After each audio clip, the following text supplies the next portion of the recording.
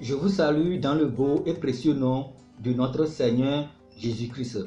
Et je vous souhaite la bienvenue sur cette chaîne où vous allez suivre nos émissions dénommées Le Réveil sonne. Dans ces émissions, nous allons vous présenter la parole de Dieu. Vous allez suivre des études bibliques, des exposés débats bibliques et aussi nous allons vous présenter de forts moments de louange qui vont vous conduire devant le trône de notre Dieu. Pourquoi nous avons intitulé ces émissions Le Réveil sonne? C'est juste pour réveiller quelqu'un de son sommeil à la rencontre de notre Seigneur Jésus-Christ. Parce que Jésus-Christ est à la porte. Jésus a promis de revenir et maintenant il est à la porte alors que nous dormons encore. Jésus-Christ est notre Seigneur et Sauveur. Il a été sur cette terre pour une mission particulière. Et cette mission, il l'a accomplie. Jésus-Christ est mort à la croix. Il a été enseveli et il est ressuscité le troisième jour.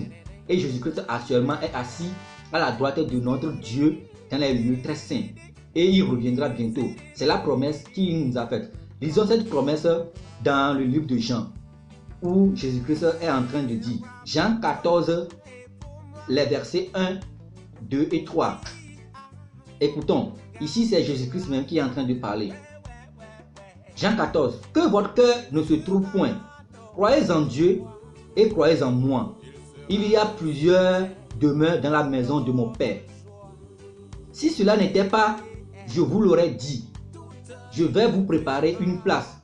Et lorsque je m'en serai allé et que je vous aurai préparé une place, je reviendrai et je vous prendrai avec moi, afin que là où je suis, vous y soyez aussi.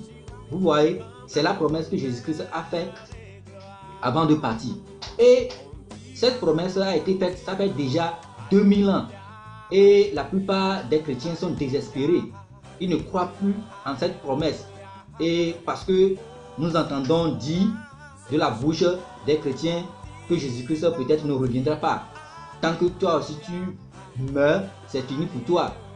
Non, ce n'est pas ça. Jésus-Christ a promis et il va accomplir sa promesse. Nous savons qu'il est Dieu. Il n'est pas un homme pour mentir, ni un fils de l'homme pour se repentir. Ce qu'il dit, il veille à ce que cela soit accompli, exécuté.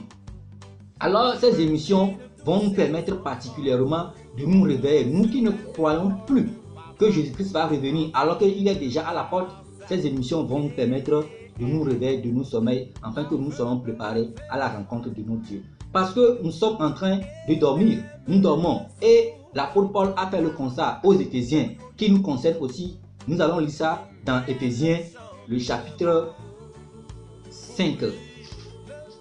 Éphésiens 5, le verset 14. Il dit, c'est pour cela qu'il est dit, réveille-toi, toi qui dors, relève-toi d'entre les morts et Christ t'éclairera.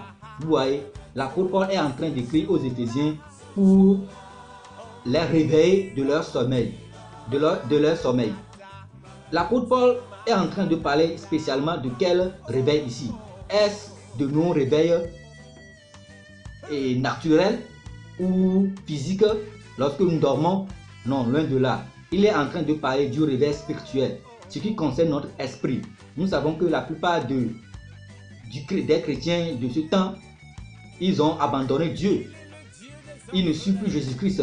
Or, Jésus-Christ, dans sa promesse, il a promis revenir. Et lorsque Jésus-Christ va revenir, Jésus-Christ ne reviendra pas chercher ceux qui vont à l'église.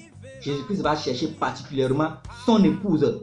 Et son épouse, c'est ce corps qui est constitué des chrétiens qui sont fidèles, qui marchent avec Jésus-Christ, qui suivent les pas de Jésus-Christ chaque jour, qui vivent dans la sanctification. Cette première émission n'est qu'une introduction. Dans les prochaines émissions, nous allons rentrer dans les vifs du sujet. Et loin encore, l'apôtre Paul a rappelé cela aussi aux Thessaloniciens.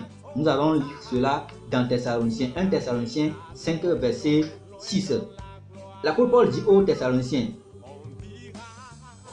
ne dormons donc comme les autres, mais veillons et soyons sobres. Nous relisons Ne dormons donc point comme les autres, mais veillons et soyons sobres.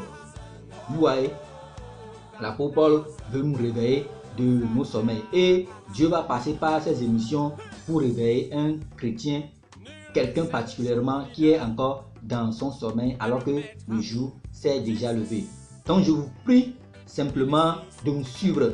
Ne ratez pas nos émissions. Soyez branchés, soyez câblés sur cette chaîne et vous allez recevoir nos émissions pour vous reconforter, pour vous fortifier et vous réveiller de vos sommeils. Alors d'ici là, portez-vous bien. Nous vous donnons rendez-vous à la prochaine fois. Que Dieu soit avec vous. Soyez bénis au nom de notre Seigneur Jésus-Christ. Au revoir.